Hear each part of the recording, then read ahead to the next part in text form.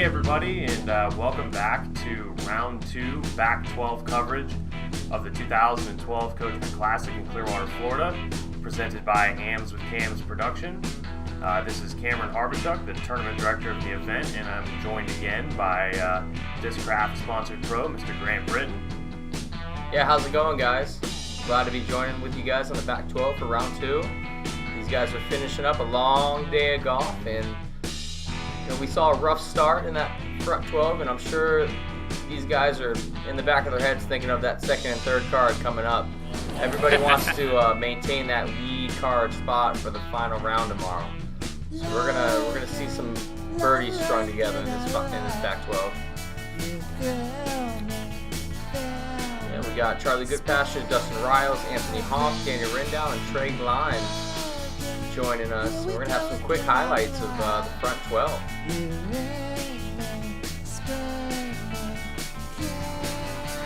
So how'd this tournament go, Cam? Did it run pretty smoothly compared to past years? Yeah, it actually did. Justin Went is club treasurer, and I'm actually stepping down at the end of the year. And so I kind of handed the reins over to him. I've been running the tournament here for about 2 years, and I'd like to think we've made a little bit of progress, but I handed the reins off to him and just let him run it, and I think he did a really good job. I think he kind of understands how tournaments need to be run and how you got to cater to the player experience, and especially with these pros, we all know the pros can be a little finicky, but I think he did a great job. I think the staff did a great job, the volunteers did a great job, and I think it just shows that Clearwater can run a pretty good tournament. So, yeah. Well, that's good. That's good to hear. Once again, beautiful weather. I don't think it touched 80 degrees all weekend, or right at it. Sunshine, no rain. But here we go. We're going to start on hole 7. The first one of that creek's running on the right side, so it's always in the back of your head. We're going to see a bunch of smooth fairway highs for shots. And we're going to be starting off with our leader, Charlie Goodpasture. Now this creek that they're throwing over here, this is Alligator Creek, and it's actually the creek that connects the 2 courses in Clearwater. And here's Trey again with this. This is, He looked like he put that out a little more right, which is a good adjustment from round 1. Still a little short, but still crazy. I think Trey knows he doesn't have that comfort yet with his backhand, and the last thing he wants to do is take a bogey. Yeah, I think it's important to note that Trey's only been playing for less than a year, right? I'm going to say closer to 2. Even still. But tournaments way less than a year, yeah. and competitively about maybe a year. Yeah, his PDJ number is 6 digits, which is unheard of, and here he is on the lead card of a really stacked pro tournament. So it's pretty impressive, and just a testament to how well he plays. Wow, Justin catching that late skip right at the top of the hill. Any bit shorter, that's going to stick or roll down. Looks like Charlie's just laying up. There's a really low ceiling from where these guys are putting from, so it's really tough to get up. And then I say that, and Trey proves me wrong with the birdie putt. Nice long jump putt by Trey underneath the low ceiling. Shout out to Brian Moore in the background. There's a teammate back there. Good to see Brian getting back on the tournaments. Yep, our PDGA state coordinator for the state of Florida, Mr. Brian Moore. Anthony with a great birdie putt.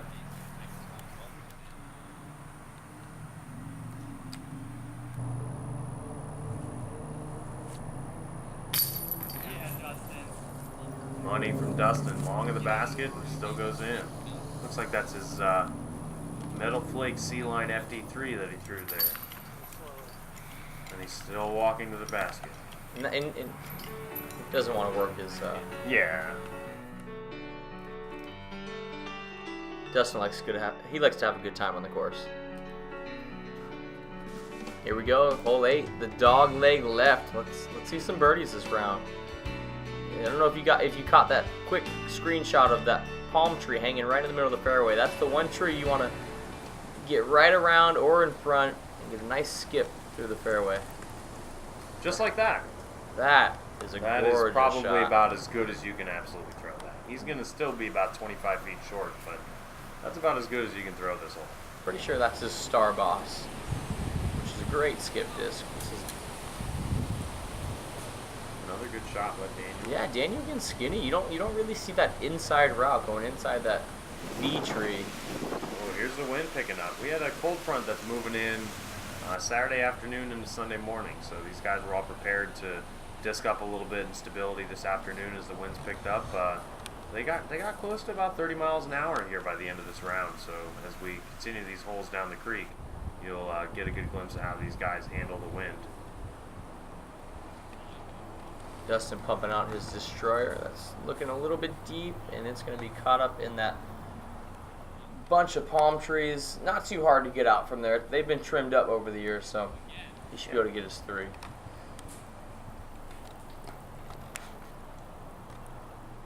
Decent shot by Charlie. Not common to see Charlie bob a 5-pack. We're going to see a couple pitch outs, and then we'll get to some putts from Trey and I believe Daniel. I guess we can call this a putt. Oh, wow. Shout out to Mark Goodpasture in the background. You can hear Charlie's dad from about a quarter mile away. He might be on hole F on the bonus holes. As Dustin's forced to push out a forehand roller. That was a good execution there by Dustin. He went a little bit farther in than I first assumed. Daniel got all the way down there for a circle's edge birdie putt. This will be a bonus too.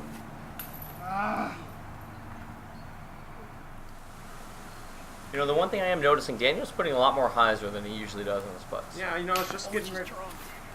Trey's not happy with himself on that one. I was just getting ready to say, you know, we were talking earlier about Charlie and Daniel being sort of prodigies of Ken Climo, and they both have that very deep hyzer putt at the basket.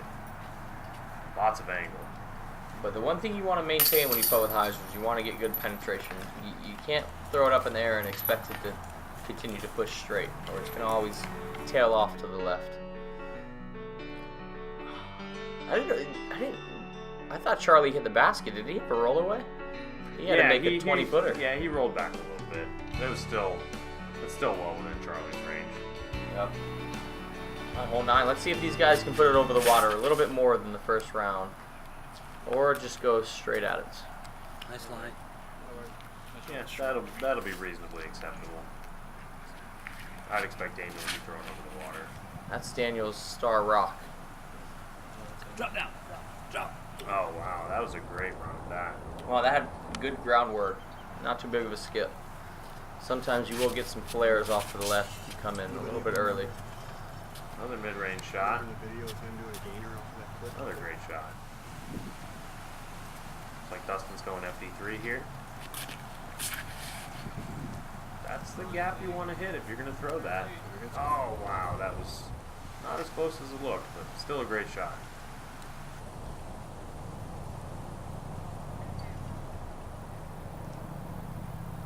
Yeah, that's sawed off as well. Still yet to see the traditional park job on hole 9. No OBs this round, though. That's good.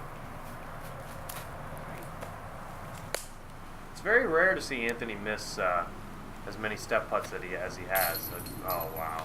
That's Charlie knocks out another putt. They're dropping it in all angles. Yeah, Anthony's pretty consistent from that 35 to 40-foot range. It could be the wind. Yeah, he doesn't put a lot of spin on his putts. It's very lofty up and down putt. Whoa. As you see the wind right there, grab Trey's disc and toss it over the basket.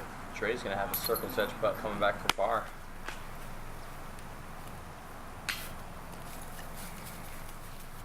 That's unfortunate. With only 9 holes to go, these guys, the last thing they want to do is take a bogey.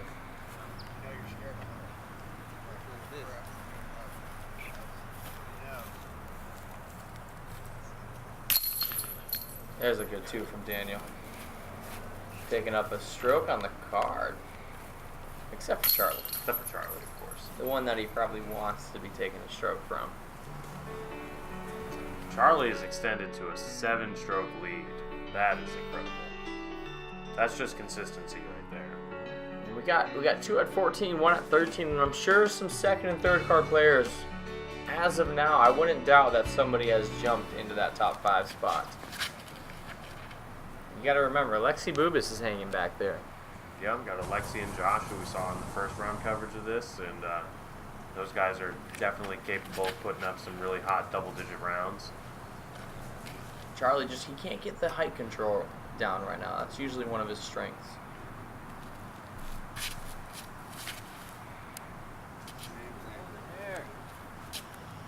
Yeah, it looks like there's a little bit of left to right wind here that's knocking these discs down a little bit prematurely. Dustin's going to try to get over that wind there with that turnover. It looks like he's done that. Go in. Oh, wow, it's gone deep in the basket. We'll see if this gets a little bit lucky with the trees. There's not too much of a high gap up there. Oh yeah, he's cutting through all of it. Oh wow, he was very close to acing that. Doing some tree maintenance. And here we go with this again. Oh no! Going sidearm. It looks to be working though. I'm telling you, these guys, they're probably feeling a little bit finessed right now. Their arms are probably getting tired. Their legs are getting tired. Yeah, and you can see them make adjustments from the first round, their shot selections, and then also adjusting for the wind. You know, I'd imagine Trey probably chose that forehand. Oh, with the tree load. Great. Good thing they kept some of it up. Yeah, right. Trey probably chose that forehand because of the wind that's picking up this afternoon. So that's a great adjustment by him because he was parked with that overhand shot for the first round. Yeah, Trey does understand that. He does talk a lot about how if there's any bit of wind, the tomahawk is not a good play for him. Let's see if Dustin cleaned this up. I remember round one, he missed one left, and that's a good two from Dustin.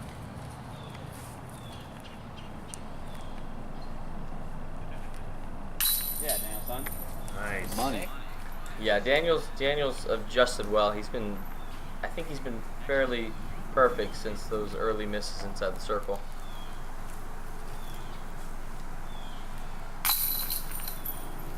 It's pretty impressive for somebody to go 2 for 2 on this hole. This isn't the easiest hole on the course. There's a lot that you can miss on here. So. Two completely different routes too. Yeah, that's really impressive. Two different routes, about 15 feet total of putting. Yeah.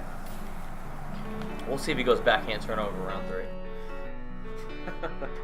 Just for fun. Wow, that shot by Dustin was very close to going in. Hole 11 here. Let's see how many of these guys take that outside route that we saw so much of in the first round. I was gonna say I know Daniel likes this right hand gap here. Just throwing a nice smooth rock shot. Yeah. There's a couple late guardian trees. You can see that palm tree sticking up and a couple trees in front of it. Once you miss those, you're sitting good. Go. Again, just a little bit too much angle on that turnover shot from Dustin. He's been getting the nose down too much. Same thing with Trey, a little too much angle.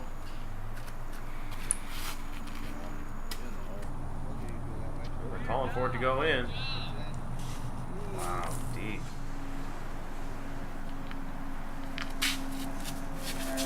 That's Anthony and his Envy. Not sure. I didn't recognize the color of that disc. It's a pretty good shot either way. Could be an Envy. Definitely an overstable mid putter type disc. Trey from about 1,000 feet. Yeah. Let's see what Dustin can do outside the circle again. He's been. Oh, Charlie with the mocking behind him. I wonder if Charlie pulled his mock to the right. Get there. Oh. He deserved that one. Mockery is the sincerest form of flattery, right? That's what they say? I guess. Trey trying to clean up the par. Fucking God. He doesn't seem too happy with that bogey. Yeah, I think it should be noted that it's pretty uncharacteristic the amount of putts that Trey's been missing. That's a pretty uncharacteristic miss by Anthony, too. A lot of these guys are some of the best putters that you'll ever play with, so these putts that they're missing, it's not a normal thing. Yeah, they're going to have to pick up their mental game on these last 9 holes and keep it together and clean up these tap-in threes that they're missing. Well, not tap-in, but they should be going in. 20 feet in, they should be knocking these down. Yeah. As Daniel taps in another birdie, he's slowly starting to put it together.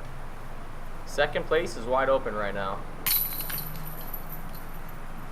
As Trey taps in the unfortunate 4. That's 2 bogeys in the last 3 holes. Yeah, that's tough when you've got a guy like Charlie who has gone 5 years and only has taken 2 bogeys in this tournament. So Yeah. it's tough to take 2 bogeys in 3 holes when Charlie's only taken 2 bogeys in. Yeah, you're not gonna Like catch him 400 doing. You're not gonna catch him doing that. Dan, you're gonna go to that T-bird or Thunderbird. That's a nice line. Yeah, that's really the line that you want to take there, right on the edge of the creek. Looks like there's some pretty strong wind starting to kick up. These guys will probably disc up a little bit. Oh, yes. It's almost always a headwind on this hole. Yeah, this is one of those holes that usually around that green, you get some good wind. So it always feels good when you know you're inside that 20-foot mark. That's Charlie's going to be. I'm pretty sure this is Charlie's rival, one of his more stable rivals. Oh, that was a very clean line you just threw. That nice hyzer flip. That's parked. That's parked for everybody. Anthony, I think going back to that photon that he threw on hole 7. He's looking to throw that hyzer shot out to the right. Trusted coming back. He's got a good move on it there. That flipped up a little bit. That needs to get back. Oh no. Yes. Mr. Chuck Lee with the spotting duties. And after watching that OB shot, Yeah, Trey plays Trey's more than happy to finish way left on the fairway and not take a penalty stroke. yeah, this is the envy that I'm familiar with. And this is a really tough upshot because now you've got 2 of the 5 guys that are taking birdies, and everybody else is pretty much taking a par. And you've got a tricky uphill putt shot that you've got to make, and you've got to get it close because you don't want to be taking a 5 on this hole. Yeah, Trey needs to get this close. He needs to get off that bogey streak and string some 2s together. Going back to that A2. That needs Sit. That should be fine. That'll be a good confidence putt right there. If he can knock in that 22-foot putt, he should be able to get things going. As we see Dustin here, he must have got a good kick out on that drive. Around 38 feet for 2. Oh, that's airball. He knew it right out the hand. That was a little bit too high.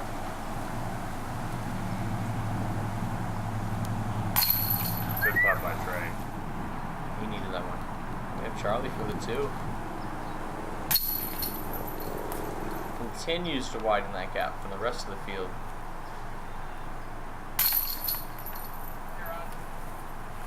And we have yet to see Daniel putt. That's a great drive around it.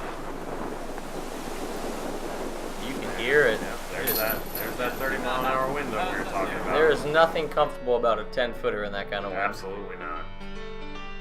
Yeah, so look at Charlie. Oh, Daniel's doing a little bit of work. He's cut it to 5 strokes. We still got about 30 holes left in the tournament, so Charlie has not ran away with it yet. And when Daniel gets hot, he just likes to push. He's a very fast player when he's hot. He steps up, he throws, and he does stuff like that. Yeah, that was beautiful. Charlie going back to this green putter that he's just been throwing. He's been throwing that great all weekend. Yeah, that's a park shot. That's 2 for 2. Dustin going with the forehand. I don't think he threw forehand in the first round, so that must be an adjustment due to the wind. Yeah, he's been turning the backhand over a little bit too much, so maybe he wasn't feeling comfortable with it. As Trey goes back to that yellow Firebird, and that looks like the correct angle. Yeah, that'll be a good shot. Anthony going to that envy again. Playing a little bit of a flex shot, hoping it works back out. And just past that lone tree right there, that's about circle's edge. Go. Oh, wow. Wow, I bet that looked good from everybody's angle. Just a little bit short. This is interesting. The last time that I played with Anthony was about 1.5 years ago, and he was doing your normal stance putting, and now I see he's doing the straddle putt from inside 30. Looks like it's working pretty well for him. I wonder what made him change. Yeah, that was a nice stroke. That's a good question. We'll have to ask him. These guys are going to pitch in their 2s and 3s and move on to hole 14 here. You know, it's at this point of the round where you know, you've played 42 or 43 holes, and you're starting to get really tired. The weather's starting to get a little rough, and you know, you really just got to try and push through this and finish strong. The last thing you want to do is trail off right here at the end and leave some on the table, especially with these next 4 or 5 holes definitely being birdieable. Yes. Yep, you see that sidewalk to the left? That is not OB, on or over. The only thing OB on this hole is the road, which is very rare to see somebody. Yeah, that would be a much more impressive shot to find yourself out in the road than if you were parked. Another good shot from Daniel. He's given himself opportunities on just about every hole in this back 9. Charlie throws his, I'm going to assume that's his rival to the That's left. about where he was at in the first round. Trey going back to that forehand, and that was going to be good if it missed that. You see the gallery is growing a little bit here as our lead card guys come up to hole 14 and tee off. This gap that these guys have to hit, that's probably about 120 feet down the fairway, and it's only about 15 feet wide. And the tough thing about this hole is the basket lies in a dead straight line from the tee pad. So either you've got to take something overstable like Dustin is here, a little bit on the outside of that gap, or you've really got to trust your hyzer flip through the gap and make sure that it doesn't turn over too much to the 17's fairway. Yes, and I'm pretty sure Dustin was still trying to go down the middle, but sometimes pulling it a little bit right on this hole. There are gaps to get lucky and sneak all the way down there for a putt. Let's see if Anthony can clean this up. Left himself a little bit left on that one. Charlie's going to have about the same putt he had in the first round, maybe a little bit longer. No, right into it. I was going to say that tree Look at that lines roll. up perfect for Charlie's putt, so I knew he was going to have to get something a little bit flatter out the hand for him to put that in. Let's see if Daniel can push this to 4 strokes if this goes in. That seems to have been Daniel's miss today. It's just either a little bit high or a little bit left. I had a good line on it. Unfortunately, it just didn't want to drop.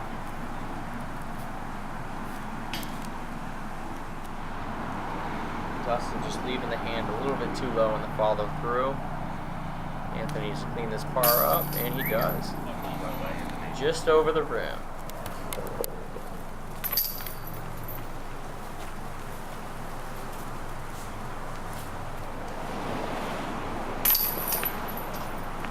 Yeah, I don't want to keep saying, but I'm getting the vibe. These guys, they're gassing out. These, like Cam said, this 48 holes. That's a lot of golf in one day. No matter how short the holes are, mentally and physically, it can wear and tear on you. Yeah, and the other thing to know too is that there's 120 players out on this course, and you can stand at any point in the course and see almost all the baskets for the course. So these guys, not only are they playing a lot of golf, but they're sitting and waiting a little bit in between rounds too. So that's probably a little bit of wear and tear on them. I think we teed off at 9 o'clock, and the last card came in at about 5:45, just as the sun was going down. So it was a very long day for these guys. Yeah, but that was a beautiful shot by Daniel. That's one of his beat up rocks, and he had perfect angle and all the trust in the world in that shot. As Charlie tries to mimic his line and just hangs it out a little bit too far left. And Trey is not going to let this biker go. He's going to try and follow him all the way down. Oh, look at that. Oh, that got through. Anthony going back to that Envy, very trustworthy, stable disc. And he splits it. Yeah, shout out to John Fogel, a local disc golfer who actually aced this hole with a Roadrunner through that gap that Anthony hit. That's incredible. And I'm pretty sure it was on his birthday, too. That's outstanding. Good shot from Anthony. Or good results from Anthony. Pure line. Oh, look at that. Ooh, oh yeah.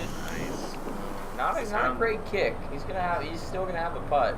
Sounds like the gallery is growing on this hole. We're getting a little bit of reaction from the gallery now. That's nice. It's a nice thing to see here.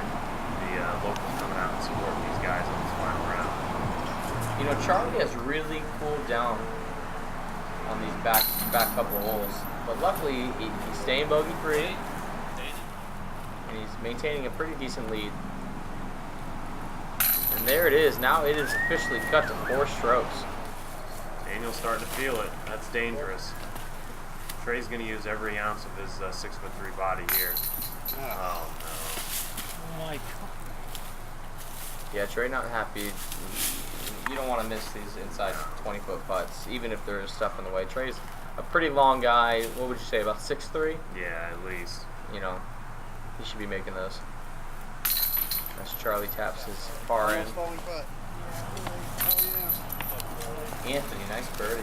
Way to capitalize on a pretty good break through the gap.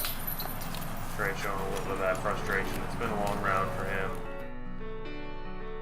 And Daniel getting a 9 under par after a really slow start. I think he was 1 over coming off those back holes, maybe even. But right when he jumped back on the original 18, he's really heated things up.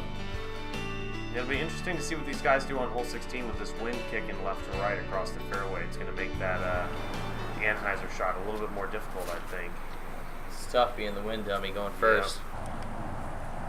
But that looks great.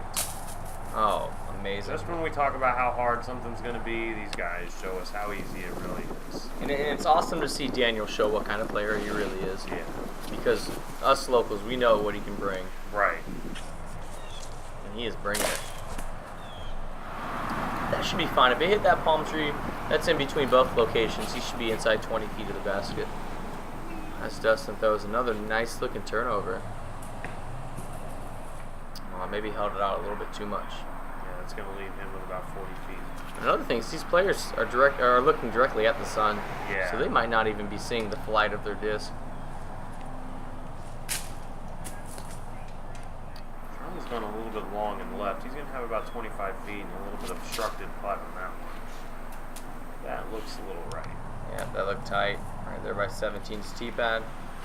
But he has a clean look at it. It's really been a day of inches for Trey. He's been off either 1 inch or another in one direction. Yeah, Dustin Hell yeah. bangs that putt. Yeah, Dustin, I know he really wants to stay in this lead card, and with 3 holes to go, they have to be thinking about that second and third card. Yeah, absolutely. Pushing. Daniel continuing to put the foot down. He has pushed it to 3 strokes. As phenomenal as we watched Charlie play as he chains out left, you know, Daniel is right there. He is in striking distance going into that 3rd round if he can finish strong in these last 2 holes. Yep, that birdie putt by Daniel actually tied him and Charlie for the round at 10 down. So now he's back to where he started the round, and like we said, Daniel had that little bit of a slow start, so it's a very impressive round that Daniel's putting together here.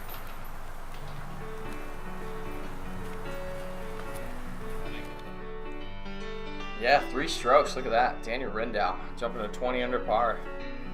Dustin and Anthony have a good little battle for 3rd place right now, 15 and 16 under. And you know all these guys are walking up to these last 2 holes, and they want to go birdie. These are some easy holes to get some birdies on. But this hole can get you. Yeah, it's cool to see Dustin and Anthony boost up their game a little bit, because about a year ago they were battling every tournament for 1st place in advanced, and they definitely belong in this pro field, and they are true professionals now, and I'm sure they're going to be competing for this tournament one year. As Dustin, it's a little bit too low. Yeah, 17's one that we've seen ace a lot. I actually have 4 aces myself on this hole. Sweet brag, Grant. Yeah, not to brag. and the cool fact about my 4 aces is they've all been a buzz, and they've been 4 different plastics. Wow. So I've had a TI Buzz ace, a Pro D ace, a Z Flex ace, and a ESP ace. See if Trey can get that 90 out of 100 here. Another that's the same place he put. Maybe a little bit shorter this time. Yeah, definitely shorter. Here we go. Man, it's looking promising. I might have to call that off.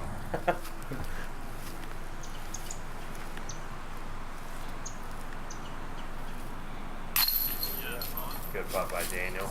Yeah, Daniel. I'm rooting for you, buddy. Looks like these guys might clean up a star frame if Anthony can hit this. Anthony's a very deliberate player. He takes his time. He doesn't use all of his 30 seconds, but he uses a good 22, 23 every single time. He's got a very methodical routine that he takes every single time. And he's a fun player to watch for sure. These guys are going to clean it up for the star frame. I think that's the first we've had for this round. Woohoo! And just like Daniel, Anthony too, he had a lot of temper problems too, coming up. And I've seen a big difference from him in his mental game from others. Watching him miss putts and shake it off and move on, and it helps. It helps us as pros. It helps us keep it together and finish strong. And that's what we're gonna do here. We're gonna finish strong on hole 18. Definitely, I consider this a bonus birdie, especially if you're taking the common hyzer, because you can have a perfect shot coming in and hit one of those group of trees, and you'll be pitching up for par. So let's see how these players finish out. Daniel taking that mid-range. Oh wow! And it just flipped a little bit too much, but he's still gonna have a putt to finish. Yeah, this definitely isn't a must birdie, but it's a definite not bogey. You definitely don't want to finish your round by bogeying this hole when most guys are going to walk away with a 3 at worst.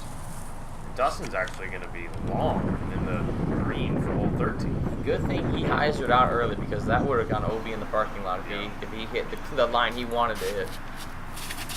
This is Anthony's fireball. That's going to be comparable almost to a Firebird. I would say a little bit less stable, but definitely a very overstable fairway. That's the MVP fireball.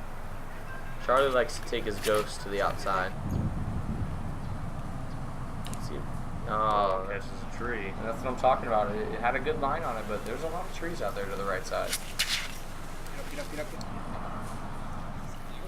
I almost feel like Trey should have went to that yellow Firebird, the more reliable, Yeah. the champion plastic. Like we talked about, Trey's a relatively new player considering his skill level and the level of competition he's playing against. So hopefully, more importantly than anything, he's learning some good lessons here playing this tournament, taking home something that he can build upon for the future. And this is to cut it to 2. We're still going to see a battle in that final 24 holes. It was good to see Daniel not let Charlie run away with it. Dustin's at about 39, 40 feet here. Just right. He's going to have a tester coming back. As I say, he's leaving himself about 25 feet coming back the other direction.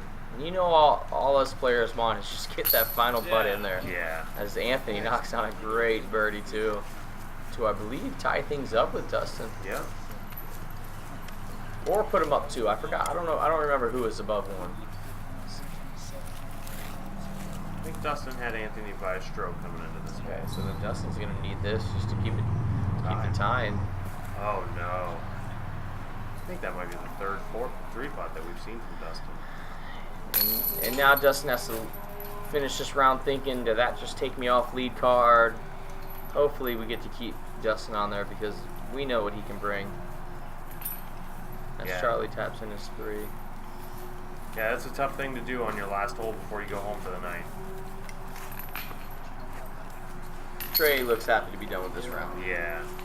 Yeah, a few of these guys are going to be thinking about missed opportunities that they had. 33 plus 30, yeah, I shot a 16. Yep, so we got Anthony and Dustin at 17 and 16. That should be enough to keep them. We'll see what happened with the second and third card. Trey most likely will be dropping off, but still definitely in contention for a respectable cash spot. But I did it right, I guarantee it. 72. It's so easy. Yeah. Well, there we have it. It looks like we have Charlie with 3-stroke lead over Daniel, who strung together some good late birdies. Look at that back 9. 2, 3, 2, 2, 2, 2, 2, 3, 2, 2. Yeah, that was impressive. That was fun to watch after that slow start for him to make those adjustments and really start picking it up there near the end. Well, there we have it. Oh, look who we got. Alexi Bubis. Nice. Jumping on there. And look at those ratings, man. 65. That's a 7 under par rating right at that 970 pro mark. So that just shows this is deuce or die. You got to get those birdies and you got to keep it clean. But that's all we have for round 2. The next round is going to be the final round. And we're going to have some exciting golf for you guys. We'll catch you guys then.